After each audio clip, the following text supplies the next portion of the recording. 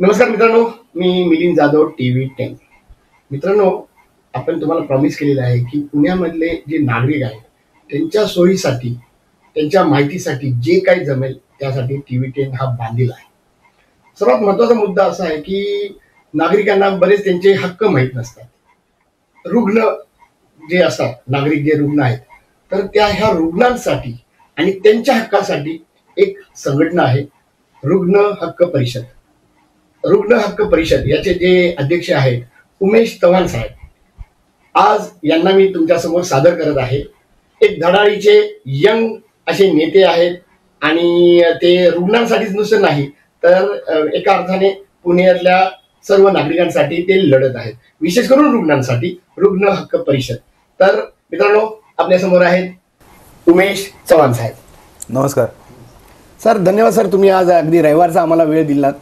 तर पहिला आमचा मुद्दा हाच आहे की सर, तुम्ही एवढ्या धडाडीनं आंदोलनं करता, विशेष करून मागच्या वेळी TV10 जे कव्हर केलेलं आंदोलन आहे की जे डॉक्टर मनीषा नाईक ह्या ज्या महानगरपालिकेच्या ज्या आहेत त्या संदर्भातलं आंदोलन आहे. तुम्ही एवढ्या धडाडीनं तुम्ही बोलता, कॅमेऱ्यावर बोलता, आरोप करता. हे अधिकारी लहान नाही आहेत सर, मोठे अधिकारी आहेत. तर पहिला आमचा प्रश्न, तुम्हाला भीती वाटत नाही का? एकतर भीती वाटत नाही का, तर हा प्रश्न लागूच होत नाही. भीती नाहीच वाटत, कारण इथे जन्माला आलेला जो कोणी माणूस आहे तर तो काय अमर होऊन आलेला नाही, तो कधी ना कधी जाणारच आहे. आणि कोणाचं मरण कधी येईल हे कधीच कोणीच सांगू शकत नाही. आणि असं हे काय म्हणतो आपण त्याला की बऱ्याच संत महात्म्यांनी त्याला पाण्याचा बुडबुडा वगैरे असं म्हटलं आहे. तर तुम्ही किती दिवस जगणार हेच तुम्हाला माहीत नाही, तर मग घाबरायचं कशासाठी? आणि छत्रपती शिवाजी महाराज आहेत, आदर्श बाबासाहेब आंबेडकर आहेत. तर त्यांच्या कृतीतून दिसतं की तुम्ही 100 दिवस शेळी म्हणून जगण्यापेक्षा एक दिवस वाघासारखं जगलं पाहिजे. आणि बाबासाहेब आंबेडकरांचे विचार, शिवाजी महाराजांचे विचार हे फक्त जयंतीच्या दिवशी, पुण्यतिथीच्या दिवशी भाषणातून मांडण्यापेक्षा ते विचार जगायचे असतील तर तुम्हाला धाडसाने वागावं लागेल, राहावं लागेल. इतकं मला कळतं. बस पटलं. तर आम्हाला हेही कळालं आहे की तुमची संघटना जी आहे ती ISO 9001 आहे, रुग्ण हक्क परिषद. थोडक्यात सर सांगा सर. ISO हे जे सर्टिफाईड आहे किंवा ISOचं जे मानांकन आहे, ISO ही आंतरराष्ट्रीय संस्था आहे जी प्रत्येक संस्थेचं, संघटनेचं, राजकीय पक्षाचं किंवा एखाद्या व्यापारी जगतातल्या उद्योगाचं कामकाज योग्य पद्धतीने, प्रशासन उत्कृष्टपणे आणि कार्य चांगल्या पद्धतीने चालू असेल तर स्वतःहून हे मानांकन ISOकडून मिळतं. आणि आम्ही त्याचे चांगल्या पद्धतीने असं म्हणू की आम्ही त्याच्यामध्ये ISO आम्हाला मिळालं हे आम्ही आमचा गौरव समजतो. एवढं तर नक्की की तुमची संघटना ही ISO 9001 घेणारी पहिली संघटना आहे साधारणतः, म्हणजे पहिले 1-2 ह्याच्यामध्ये असेल. सर त्याबद्दल तुमचं अभिनंदन, फार छान. तर सर परत मी माझ्या पहिल्या प्रश्नावर येतो. माझा जो प्रश्न विचारायचा मुद्दा हा होता की सर, हे अधिकारी लोक, त्यांना प्रश्न विचारलेले आवडत नाहीत, त्यांच्यावर आरोप केलेले तर त्यांना बिलकुल आवडत नाहीत.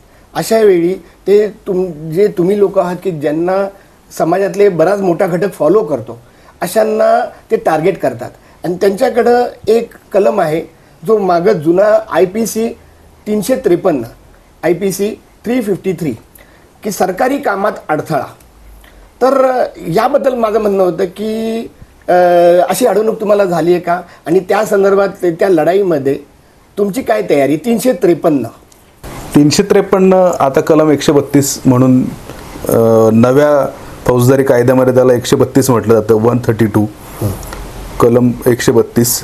तर पूर्वी जो 353 होता त्याचं फक्त आता नाव किंवा तो क्रमांक बदलला गेला आहे, 132 झाला आहे तो.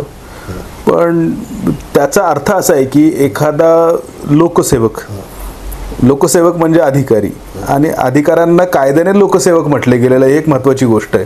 हे भारतीय घटनेचं वैशिष्ट्य आपण म्हटलं पाहिजे की त्याच्यामध्ये अधिकारी म्हणजे अधिकार गाजवणारा नव्हे किंवा तो असं वर्चस्ववादी, डॉमिनेट करणारा नव्हे. एकदम मस्त. तर आदिवासी हा जनतेचा सेवक आहे, तो जनतेचा नोकर आहे आणि म्हणून त्याला लोकसेवक संबोधले. ही सर्वात महत्वाची गोष्ट आहे याच्यामध्ये. कायद्याचं पण त्याच्यामध्ये वैशिष्ट्य मांडता येईल की त्यामध्ये लोकसेवक संबोधले गेले आणि भारतीय घटनेचंही ते वैशिष्ट्य मांडता येईल. तर ते जे काम करतायत त्याच्यामध्ये जर अडथळा निर्माण केला किंवा फौजदारी बलप्रयोग म्हणजे अडथळा आणला, मारहाण केली, त्यांना काम करण्यापासून बेकायदेशीररित्या अडवलं गेलं तर त्या कलमाचा हे अधिकारी वापर करतात. आता सगळ्यात महत्वाची गोष्ट अशी आहे की आमचं जे भांडण आहे ते अधिकारी काम करत नाही म्हणून आहे. काम करतायत आणि त्यांना जर अडवलं तर त्यांनी निश्चितपणे गुन्हे दाखल करावेत. काम करत नाही, पगार घेतायत आणि काम करत नाहीत, किंवा पगार घेतायत आणि जो पैसे देईल त्याचंच काम करतायत, जो पैसे देत नाहीत तो हेलपाटे मारून, खेटे मारून, त्यांचे उंबरठे झिजवून, तिथं त्यांची वाट बघून, खस्ता खाऊन तो त्या कामाचा नाद सोडून देतो, वैतागतो अक्षरशः असा सामान्य माणूस. ज्याच्याकडून पैसे मिळतात त्याची कामं होतात, ज्याच्याकडून पैसे मिळत नाहीत त्याची कामं होत नाहीत. आणि मग हजारो लोक ज्यावेळी एखाद्या अधिकाऱ्याची तक्रार करतात, शेकडो लोक तक्रार करतात, 8-10 लोक तक्रार करतात, तर त्या तक्रारींचं गांभीर्य समजून घेतलं पाहिजे. एक तक्रार आली, लिखित स्वरूपात आली, दुसरी तक्रार लिखित स्वरूपात आली, तिसरी तक्रार लिखित स्वरूपात आली आणि अशा तक्रारींचा ज्यावेळेस समुच्चय होतो, संचय होतो आणि त्या सगळ्या तक्रारी घेऊन त्या अधिकाऱ्याच्या विरोधात दाद मागायची नाही तर मग उपयोग काय? हे आमच्या जनतेच्या पैशावरचे पगार घेणारे नोकर आहेत. एक्झॅक्टली. ते काम करत नाहीत असं शेकडो लोकांचं म्हणणं आहे, अनेक लोकांचं म्हणणं आहे, मी तर म्हणत अनेकांचं म्हणणं आहे, शेकडो लोकांचं म्हणणं आहे. मग त्या सगळ्या तक्रारींचा एक बंच तयार करून, गठ्ठा तयार करून त्याच्या वरिष्ठांना सांगायला नको की हा माणूस कामचोर आहे किंवा त्याच्या विरोधातल्या ह्या तक्रारी आहेत, आणि त्यावरून जर त्याच्यावर कारवाई होत नसेल त्याच्यावर आंदोलन केलं पाहिजे. त्या प्रत्येक तक्रारीची शहानिशा झाली पाहिजे आणि मग अशा पद्धतीने काम करून त्याला वठणीवर, ताळ्यावर आणलं पाहिजे. तू बाबा जनतेचा नोकर आहेस, तू मिजाज दाखवू नकोस, माज करू नकोस. ही लोकशाही मार्गाने, सत्याच्या मार्गाने, अहिंसेच्या मार्गाने, कुठल्याही प्रकारच्या हिंसा न करता, रक्ताचा एक थेंबही न सांडवता आपण अशा पद्धतीची आंदोलनं केली पाहिजेत आणि सर्वांनीच केली पाहिजेत. मित्रांनो, याबद्दलच TV10चा आमचा ह्यांचा अनुभव असा आहे की त्यांनी जे आंदोलन केलेले आहे ते अगदी शब्दशः यशस्वी झालेले आहेत. तुमच्या मागण्या वेगळ्या होत्या पण कमीत कमी अधिकाऱ्यांची त्या विभागातनं बदल्या झालेल्या आहेत. तर सर, परत ह्याला जोडून असं आहे की तुम्ही आरोप करता. मी आज कलम म्हणजे हे जे नागरिकांना कलम कळले पाहिजे सर, आणि त्यांना कळले नाहीत मग त्यांना तुमच्याकडनं सारख्या लोकांकडनं भांडण्याची किंवा आपले मुद्दे मांडण्याची ताकद येईल, नाहीतर घाबरून लोक गप्प बसतात. तर दुसरा मुद्दा माझा सर असा आहे की तुम्ही बेधडक आरोप करता. तर मी माझ्याच एकदा म्हणजे तुमच्या आंदोलनाच्या वेळी मी तुम्हाला विचारलं होतं की तुमच्याकडे काय पुरावे आहेत, तर त्याचंही तुम्ही उत्तर जर आता दिलं तर आमच्या प्रेक्षकांना तेही चालेल. आणि दुसरी गोष्ट म्हणजे त्यांच्याबरोबर आणखीन एक कलम येतो, परत मला जुना नंबर माहिती आहे, 499 आणि 500. तर हा असा आहे की मानहानी, डिफेमेशन. तर हे अधिकारी हाही मुद्दा तुमच्या लावून तुम्हाला थांबवणं, त्यांचा मुद्दा काय सर माहिती आहे का? त्यांना प्रश्न विचारू नये, त्यांच्यावर आरोप करू नये आणि तुमच्यासारख्या धडाडीच्या व्यक्तीला, नेत्यांना थांबवणं, यावर तुमचा काय अनुभव आहे सर? एक तर आपण म्हणू की जे अधिकारी आहेत यांना अब्रू नुकसानीचा दावा करताच येत नाही. मुळात व्यक्ती म्हणून त्यांच्यावर कुठलेही शिंतोडे उडवले गेलेले नसतात, त्यांच्या चारित्र्यावर कुठलेही शिंतोडे उडवलेले नाहीत. ते व्यक्ती म्हणून, माणूस म्हणून त्यांच्या मानवी हक्कांवर गदा येईल असं कोणी काही त्यांना बोललेलं नसतं. त्यांच्याकडे जो कार्यभार आहे, त्यांच्याकडे जे खातं आहे, त्या खात्यातल्या ज्या अनागोंदी कारभाराच्या घटना आहेत ज्याच्यामध्ये त्यांनी बराच गोंधळ केलेला आहे, ज्याच्यामध्ये बरीच बेदिली माजवलेली आहे आणि अशा निर्ढावलेल्या, अशा पद्धतीने मस्तावलेल्या अधिकाऱ्यांच्या विरोधात लोक तक्रार करतात, तरी ते आमचं कोणीच वाकडं करू शकत नाहीत. पालकमंत्री आमचे एक नातेवाईक आहेत किंवा मुख्यमंत्री आमच्या जवळचे आहेत किंवा कोणीतरी आमदार खासदार आमची बाजू लावून धरणार आहेत, अशा कोणाच्या छत्रछायाखाली लपून अशा पद्धतीच्या घडामोडी करून आमचं कोणीच काही वाकडं करत नाही, अशा म्हणून हे निर्ढावलेले असतात. पण ज्यावेळी त्यांची प्रकरणं हजारो लोक तक्रारी घेऊन मांडतात, हजारो लोकांच्या सह्या होऊन एखादं निवेदन सादर केलं जातं, त्यावेळी त्याच्या विरोधात जर कोणी आंदोलन करत असेल तर त्याचं आबरू नुकसान कशी होईल? होऊच शकत नाही आणि ती कोर्टापुढे टिकू सुद्धा शकत नाही. अच्छा, नाही तुम्ही जे आता म्हणलात की तुमच्याकडे तक्रारी येतात, हे नागरिकांच्या तक्रारी आहेत.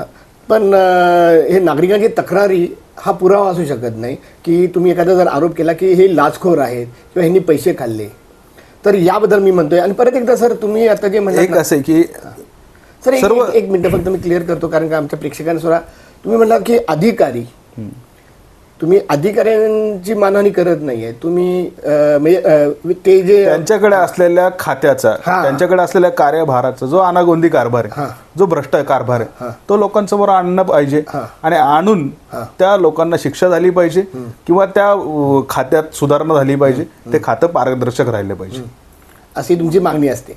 बरोबर. परत त्यांचं मी त्यांनी जर अगदी नोटीस पाठवली तरी जे डिफेमेशन टिकतं का किंवा ते कितपत योग्य? टिकूच शकत नाही ना. अच्छा, तुला जर हे तुझ्यावर केलेले आरोप सहन होत नसतील, तुला पुढे येऊन स्पष्टीकरण देण्याच्या ऐवजी तुम्ही जर आबरू नुकसानीच्या नोटिसा पाठवू शकत असेल तर अशा नोटिसांना आम्हालाही उत्तर देता येतात.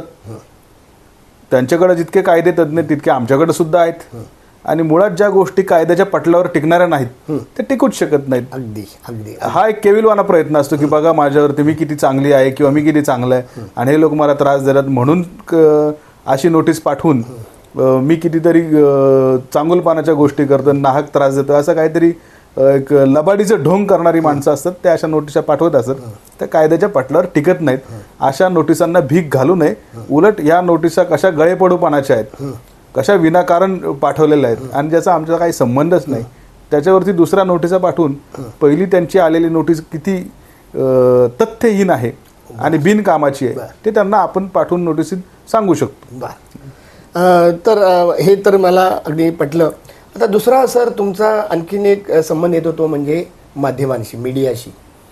तर हे मीडियावर जेव्हा सांगता तुम्ही तेव्हा मीडिया तुमच्याकडनं हे पुरावे मागते का किंवा त्यांच्यावर किती बंधन असतं की तुम्ही जे बोलताय त्या शब्दाचा त्यांच्यावर किती? बोलता बोलता आता एक गोष्ट म्हणालो की माणसं अंथरून पाहून पाय पसरत असतात, हे त्याच्या जगण्यात, वागण्यात, बोलण्यात दिसून येत असतं. एखादा सर्वसामान्य माणूस असेल तर त्याचं शर्ट 500 रुपयांचं असेल, त्याच्या पायातला बूट 1000-1500 रुपयांचा असेल, तो वापरत असलेली दुचाकी ही सेकंड हँड असेल तर 20-25 हजाराची असेल, नवीन घेतलेली असेल तर त्याने कुठल्या तरी फायनान्सकडून, बँकेकडून कर्ज काढून हप्ते फेडत ती घेतलेली आहे 1 लाख, 1.25 लाखाची. तो राहतो ते घर झोपडपट्टीत आहे की कुठल्या फ्लॅटमध्ये आहे, हे त्याच्या राहणीमानावरून त्याची आवक किती आहे आणि त्याचा इन्कम किती आहे हे दिसत असतं. ज्यावेळेस आम्ही एखाद्या अधिकाऱ्यावर आरोप करतो किंवा तुला महिन्याला पगार किती आहे तर आम्ही म्हणू त्याला महिन्याला 1.5 लाख रुपये पगार आहे. वर्षाला त्या पगाराचे झाले किती तर त्या वर्षाच्या पगाराचे झाले 18-20 लाख रुपये. 20 लाख रुपयांची तुझी रक्कम आहे. तुमचा जो जोडीदार आहे म्हणजे त्या अधिकाऱ्याचा नवरा किंवा त्या अधिकाऱ्याची बायको, त्याची काहीतरी कमाई आपण पकडू आणि मग तुमच्या कमाईपेक्षा जास्त रकमेच्या आलिशान घरात तुम्ही कसं काय राहू शकता? तुम्ही आलिशान गाड्यांमध्ये कसं काय फिरू शकता? तुम्ही तुमच्या मुलांना इतकं उच्च आणि महागडं शिक्षण कसं काय देऊ शकता? तुम्ही तुमच्या मुलांच्या लग्नामध्ये 7 स्टार्स हॉटेलमध्ये कसं काय लग्न लावू शकता? तुम्ही सांगता की अधिकारी म्हणून की मी आज जी साडी घातलेली ती 70,000 रुपयांची पैठणी आहे, माझ्या मुलाच्या लग्नात घातलेला घागरा माझा 1.5 लाख रुपयांचा आहे, हे तुम्ही बोलता बोलता सांगताय तुमच्या सहकाऱ्यांना, तुमच्या मित्रांना, त्याची चर्चा होते. आम्ही आज नवीन गाडी घेतली ती 50 लाख रुपयांची आहे, हे सांगता तुम्ही. माझ्या मुलाची वर्षाची फी 25 लाख रुपयांची आहे, मला वर्षाला 25 लाख रुपये आणि 5 वर्षाचा त्याचा अभ्यासक्रम आहे तर 1.25 करोड रुपये गेले. मी त्याच्या शिक्षणासाठी 70 लाख रुपयांचे डोनेशन दिले, म्हणजे 2 करोड रुपये तुम्ही शिक्षणासाठी मुलाच्या खर्च करताय. इतकं सगळं तुम्ही स्वतःहून सांगताय की माझ्या पायातली घातलेला आज जो शूज आहे तो 20,000 रुपयांचा आहे, माझ्या पायातल्या बुटाची किंमत 20,000 रुपये, माझं सँडल 8,000चं आहे. मग आम्हाला असं म्हणावं वाटतं त्या अधिकारी बाईला की बाई तुझे पगार किती आणि तुझे शौक इतके मोठे, मग हे तुझ्या पगारात कसं काय भागू शकतं? हे पैसे येतात कुठून? कोण लाच देतं? ही लाच कशासाठी देतं? तुम्ही ती दिलेली लाच का स्वीकारता? तुम्हाला साधेपणाचा मूलमंत्र किंवा समाधानाचा मूलमंत्र मान्य नाही आहे का? तुम्हाला 2,000 रुपयांचा बूट घालू शकत नाही का तुम्ही? तुम्हाला 20,000चेच बूट का हवे असतात? तुम्ही आलिशान घरामध्ये 5-5 हजार स्क्वेअर फूटच्या घरामध्ये कसं काय राहता? या सगळ्या गोष्टी जर दिसत असतील तर विचारायच्या नाहीत. तोंडावर पट्टी बांधून कसं काय जगायचं? हे तोंडावर पट्टी बांधून जगणं आम्हाला मान्य नाही. वा वा सर, मी आता तुम्ही जो मुद्दा उचलला की हे अधिकारी जे आहेत ते त्यांचा जो पगार आहे त्याच्यापेक्षा जास्त खर्च करताना ते स्वतः सांगतात फुशारकी मारल्यासारखं, आणि ते दिसतंय सुद्धा. तर मला काय म्हणायचं सर की परत एकदा मी एका अशा मुद्द्यावर येतो की त्यांच्यावर जे अधिकारी आहेत, समजा महानगरपालिका जर घेतली तर आयुक्त आहेत, ॲडिशनल कमिशनर आहेत, तर त्यांच्या हे तुम्ही वारंवार सांगून हे लक्षात येत नाही का? तर ह्याच्या मागं काय तुमचं म्हणणं आहे की हे अधिकारी जे आहेत हे सगळीच मिली बघत आहे का, किंवा मग कसं चालणार पुढे नागरिकांचं? हा मुद्दा एक माझा आहे. एखादा दुसरा तुकाराम मुंडेंसारखा अधिकारी असतो. वा, तुम्ही अगदी नाव. आणि एखादा दुसरा अधिकारी असतो जो त्याच्या ऑफिसच्या बोर्डवर पाटी लावतो की माझ्या इथे लाच स्वीकारली जात नाही, कृपया आणू नका.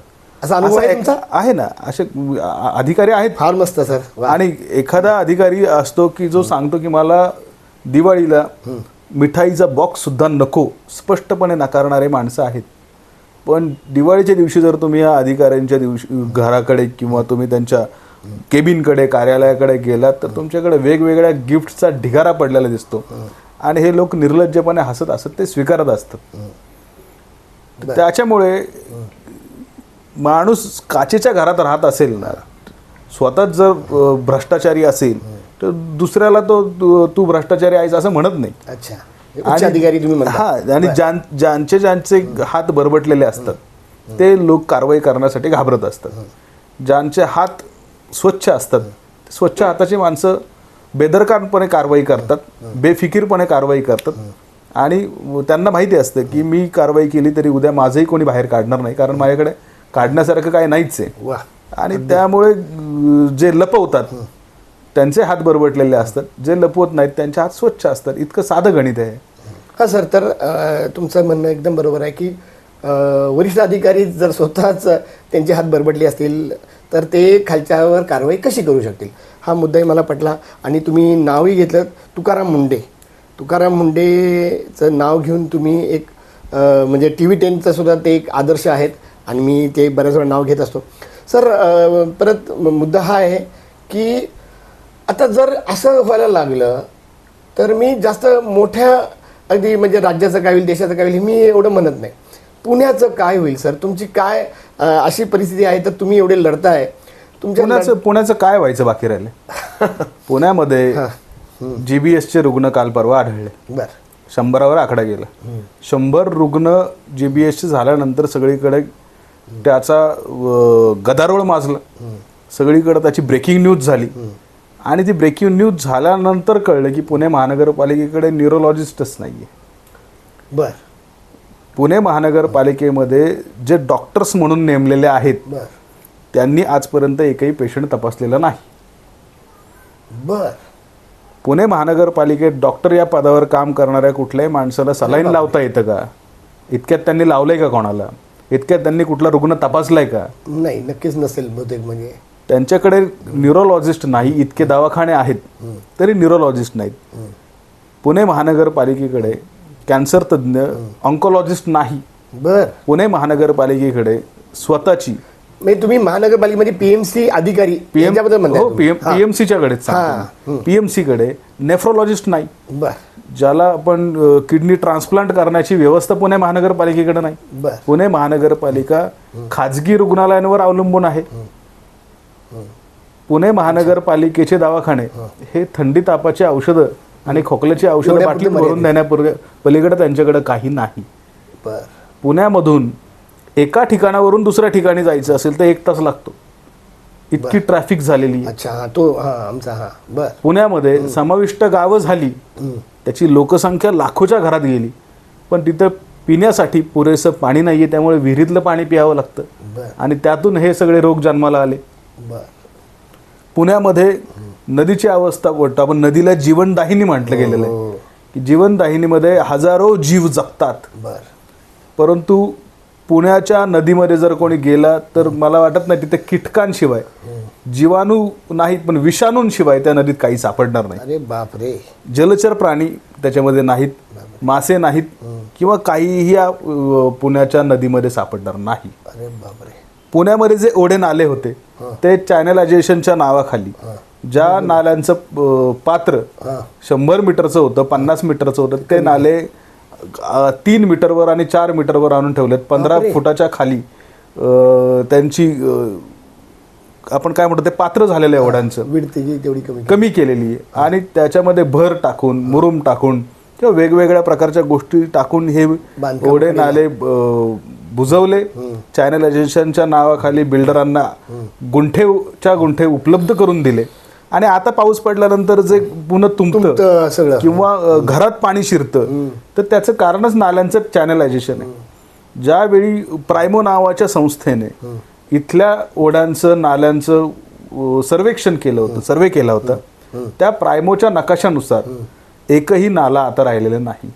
प्रायमोच्या नकाशाची जी नैसर्गिक प्रवाह होता किंवा जी वळणं होती ती वळणं पूर्णपणे बदलली गेली आहेत. आणि प्रायमोच्या नकाशानुसार कुठलाही ओढा किंवा कुठलाही नाला आता नाही. तो अधिकाऱ्यांनी बिल्डरांच्या सांगण्यावरून मनमानी पद्धतीने वळवलेला आहे, तो दिसून आलाय. अच्छा. आणि मग त्यामुळे पुण्याचं वाटोळं व्हायचं बाकी काय राहिलंय. पुण्यामध्ये जर आपण म्हणतो की कोविड आला त्यावेळी सगळी आरोग्य व्यवस्था 70 ते 80% ही खाजगी रुग्णालयांवर अवलंबून होती. पुण्यामध्ये GBS आला तर GBSचे सगळेच रुग्ण खाजगी रुग्णालयांमध्येच ॲडमिट आहेत. त्याची जर आपण प्रमाण लक्षात घेतलं तर 90% रुग्ण हे बाहेरच्या हॉस्पिटलमध्ये उपचार घेत आहेत. त्यामुळे मला असं म्हणायचं की पुण्याची वाट लागायची बाकी काय.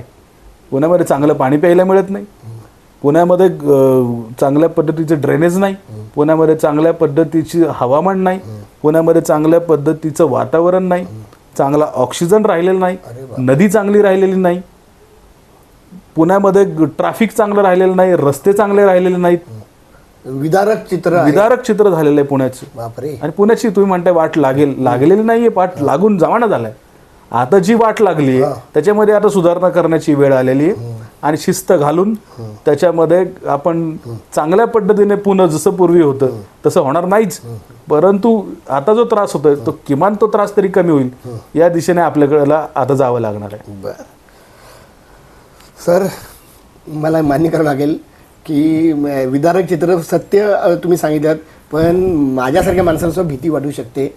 आणि पुणे हे लिव्हेबल सिटी म्हणून मानलं जायचं, आता ते कदाचित लिव्हेबल म्हणजे सोडून जावं असं आहेच ना. पुण्यात कितीतरी लोक सोडून जायला लागलेत.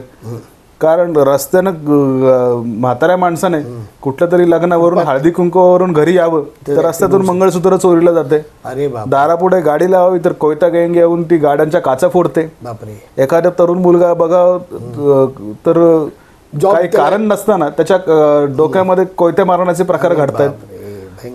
कोयते घेऊन फिरणाऱ्यांच्या टोळ्या आणि गँग तयार झालेल्या आहेत. जमिनी बळकावणाऱ्यांची गुंडगिरी सुरू झालेली आहे, प्लॉट बळकावणाऱ्यांची गुंडगिरी सुरू झालेली आहे.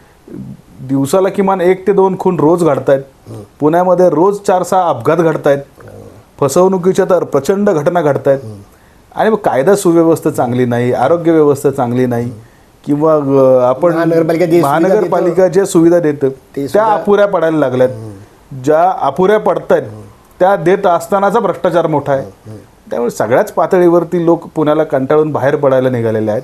आणि पुणे हे आता बाहेरच्या लोकांचं येण्याचं आता ठिकाण झालंय. मूळ पुणेकर पुण्यात राहिलेत असं अजिबात वाटत नाही. आपण ज्या ठिकाणी बसलो या सदाशिव पेठेत, नारायण पेठेत, इथले मूळ सदाशिव पेठकर किंवा नारायण पेठकर पुण्यात राहिलेलेच नाहीत. अरे बापरे. तर मित्रांनो, आता आपण एक शेवटच्या टप्प्यावर आलेले आहोत. नेहमीप्रमाणे आपण अशाच धडाडीच्या नेत्यांकडनं इथून पुढे पुणे सुधारण्यापेक्षा जे काही बिघडते ते थांबवणं आणि त्यानंतर जमेत सुधारणं असे एक आपण आशेचं किरण सर आपण जागृती ठेवूया. त्यातले असे जे काही मी काय म्हणतो समाजसेवक असेल किंवा अशा संघटना असेल, विशेष करून तुम्ही आता त्यांच्या बोलण्यात ऐकलं की त्यांचं रुग्णांवर जास्त भर होता, मेडिकलवर जास्त भर होता. आणि त्या दृष्टीकोनातून महानगरपालिकेवर त्यांचा म्हणजे त्या आरोपावर आणि त्यांच्याबद्दलचं त्यांचं जास्त स्पेशलायझेशन असं मी म्हणेन. सर आता मी ते शेवटच्या माझ्या प्रश्नाकडे आलेलो आहे की तुम्ही यंग आहात, तर सर ह्या क्षेत्रामध्ये असं तुमच्यासारखं लढायला तुम्हाला जर सपोर्टची गरज पडणार, तुम्हाला जर माणसांची गरज पडणार आहे, तर यंगस्टर्सना, विशेष करून यंगस्टर्सना, तुम्ही एक यंगस्टर म्हणून एक आयकॉन तुम्ही झालेले आहात, तर त्यांना तुम्ही काय संदेश देणार? आणि पुण्याला शेवटचं एक आपण प्रयत्न करणार आहोत वाचवण्यासाठी, टीव्ही 10 त्या प्रयत्नामध्ये आम्ही तुमच्या बरोबर आहोत, तर तुमचे यंगस्टर्सना काय संदेश असेल शेवटचा, पुण्याला कसं वाचवावं? संदेश देणं इतकं तर मी मोठा नाही, पण मी एक गोष्ट सांगेल की आता आपण बोलताना, आपण तुम्ही पत्रकार म्हणून किंवा मी सामाजिक कार्यकर्ता, तुम्ही बोट दाखवलं आणि काय म्हणतात त्याला, चुका दाखवल्या.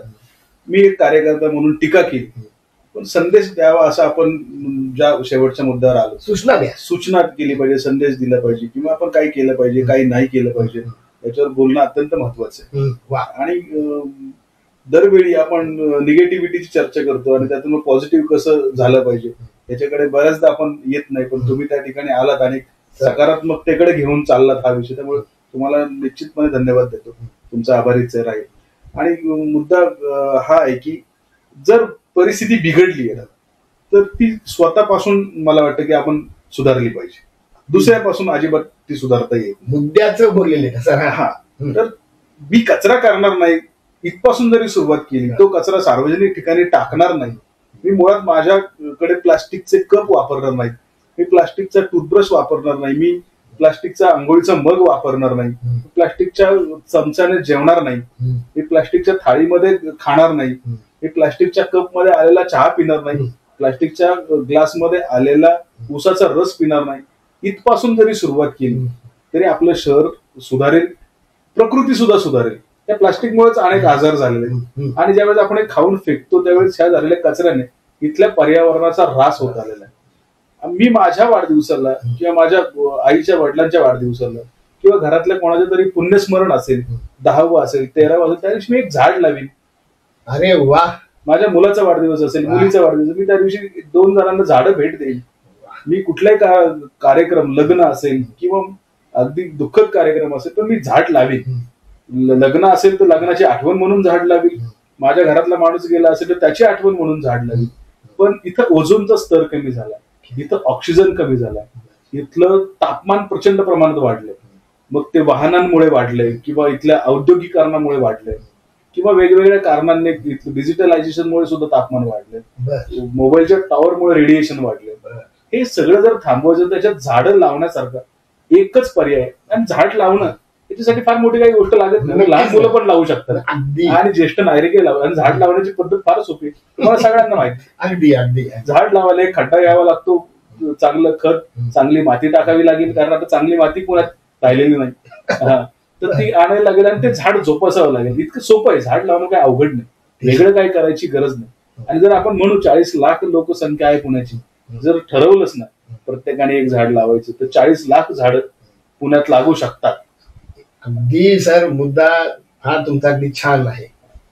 तर पर्यावरण जर आपल्याला चांगलं करायचं असेल, आणि पुन्हा एकदा हरित क्रांती वगैरे फार मोठे जड आणि फार प्रेरणादायी शब्द आहेत, तिथपर्यंत नाही, पण आपण राहतोय ते नगर, आपण राहतोय ते उपनगर, हे धूळ प्रचंड वाढलेली, रस्त्यामध्ये माती प्रचंड वाढलेली, जे धूळ दिसते प्रचंड, हे सगळं जर थांबवायचं, धूप थांबवायची असेल चांगल्या पद्धतीने, प्रत्येकाला वाटतं आता उन्हाळ्याचे दिवस येतील पुढच्या महिन्यापासून की कुठेतरी झाडाखाली थांबावं, झाड राहिलेलं नाही, तर प्रत्येकाने ती झाडं लावली पाहिजेत, जेणेकरून आज लावलेली 40 लाख झाडं पुढच्या वर्षी 80 लाख होतील.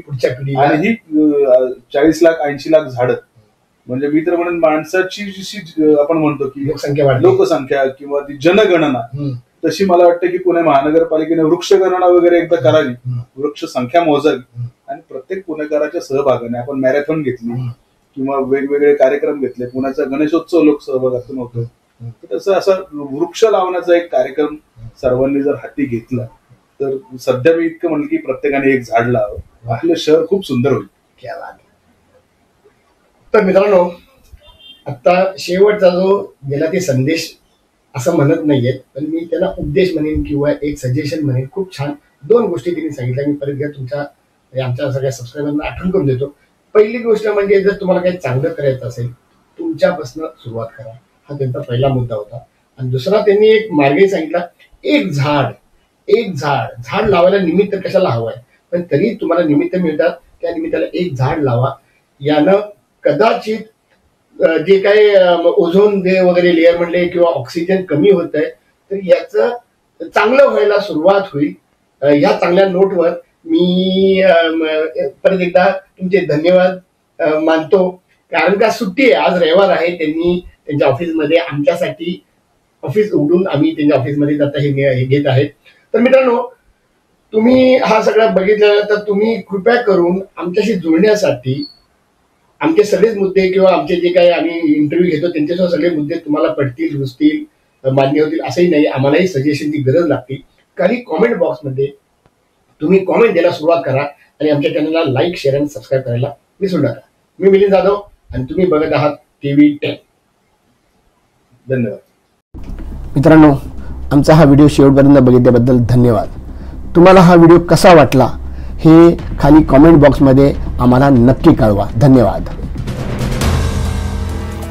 If you like the video, do like, comment, share and subscribe.